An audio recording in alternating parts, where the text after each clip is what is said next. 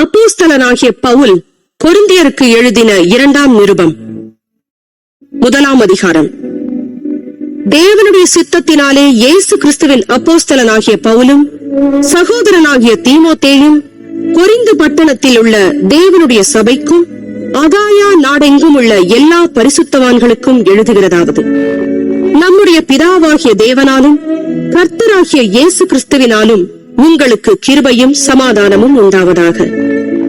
நமது கர்த்தராகிய இயேசு கிறிஸ்துவின் பிதாவாகிய தேவனும் இரக்கங்களின் பிதாவும் சகலவிதமான ஆறுதலின் தேவனுமாயிருக்கிறவருக்கு ஸ்தோத்திரம். தேவனால் எங்களுக்கு அருளப்படுகிற ஆறுதலினாலே எந்த உபத்திரவத்திலாகிலும் அகப்படுகிறவர்களுக்கு நாங்கள் ஆறுதல் செய்ய திராணி உள்ளவர்களாகும்படி எங்களுக்கு வரும் சகல உபத்திரவங்களிலேயும் அவரே எங்களுக்கு ஆறுதல் செய்கிறவர். எப்படியெனில் கிறிஸ்துவனுடைய பாடுகள் எங்களிடத்தில் பெருகுகிறது போல கிறிஸ்துவினாலே எங்களுக்கு ஆறுதலும் பெருகுகிறது. ஆதலால் நாங்கள் உபத்திரவப்பட்டாலும் அது உங்கள் ஆறுதலுக்கும் இரட்சிப்புக்கும் ஏதுவாகும். நாங்கள் ஆறுதல் அடைந்தாலும் அதுவும் உங்கள் ஆறுதலுக்கும் இரட்சிப்புக்கும் ஏதுவாகும். நாங்கள் பாடுபடுகிறது போல நீங்களும் பாடுபட்டு சகிக்கிறதுனாலே அந்த இரட்சிப்பு பலன் செய்கிறது. நீங்கள் எங்களோடே கூட பாடுபடுகிறது போல எங்களோடே கூட ஆறுதலும் அடைகிறீர்கள் என்று நாங்கள் அறிந்து உங்களை குறித்து உறுதியான நம்பிக்கை உள்ளவர்களாயிருக்கிறோம். ஆகையால் சகோதரரே, ஆசியாவில் எங்களுக்கு நேரிட்ட உபத்திரவத்தை நீங்கள் அறியாதிருக்க எங்களுக்கு மனதில்லை. என்னவெனில், பிழைப்போம் என்கிற நம்பிக்கை அற்றுப்போகத்தக்கதாக எங்கள் பலத்திற்கு மிஞ்சின அதிக பாரமான வருத்தம் எங்களுக்கு உண்டாயிற்று.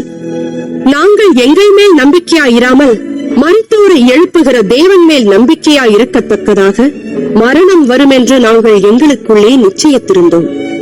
அப்படிப்பட்ட மரணத்தினின்றும் அவர் எங்களை தப்புவித்தார்.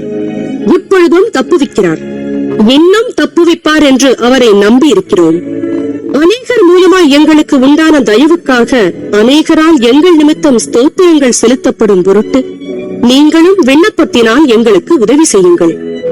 மாம்சத்திற்கேற்ற ஞானத்தோட நடவாமல் தேவனுடைய கிருபையினால் நாங்கள் உலகத்திலேயும் விசேஷமாக உங்களிடத்திலேயும் கபடமில்லாமல் திவ்ய உண்மையோடே நடந்தோம் என்று எங்கள் மனது எங்களுக்கு சொல்லும் சாட்சியே எங்கள் புகழ்ச்சியாயிருக்கிறது. ஏனென்றால் நீங்கள் வாசித்தும் ஒத்துக்கொண்டும் இருக்கிற காரியங்களையே அன்றி வேறொன்றையும் நாங்கள் உங்களுக்கு எழுதவில்லை. முடிவு பரியந்தமும் அப்படியே ஒத்துக்கொள்வீர்கள் என்று நம்பியிருக்கிறேன்.